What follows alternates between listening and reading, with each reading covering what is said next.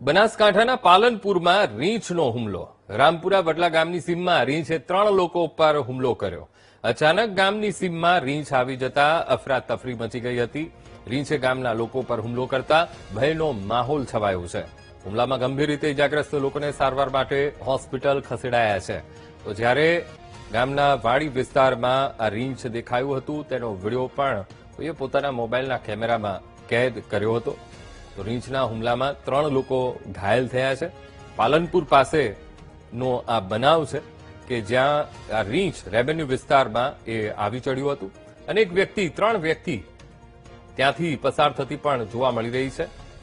માણસોનું એક ટોળું ત્યાંથી નીકળે છે ને એકાએક રીંછે તેમના પર હુમલો કર્યો હતો. આજ મુદ્દે સંવાદદાતા મુગજી ફોનલાઈન પર જોડાઈ ગયા છે. મુગજી, પાલનપુર પાસે રીંછનો હુમલો, 3 ઘાયલ, શું વિગતો? મુગજી. જેનકોટ પાલનપુર નજીક જે હસનપુર વિરમપુર જે વિસ્તાર છે ત્યાં રીંછ દ્વારા લોકો ઉપર હુમલો કરવામાં આવ્યો હતો. જે લોકો હતા તે જઈ રહ્યા હતા તે દરમિયાન અચાનક રીંછ દ્વારા જે હુમલો કરવામાં આવ્યો હતો જેમાં 3 લોકો ગંભીર રીતે ઘાયલ થયા હતા, જેમને પાલનપુર સારવાર માટે ખસેડવામાં આવ્યા હતા. જો કે અન્ય લોકોને પણ આ રીંછે ઈજાઓ પહોંચાડી હતી.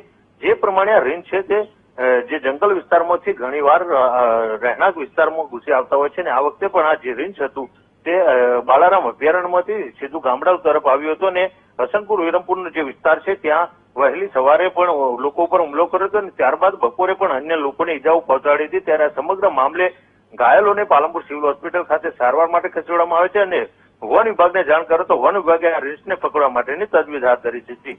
બિલકુલ મુગજી, સમગ્ર માહિતી સાથે જોડાવા બદલ આપનો આભાર.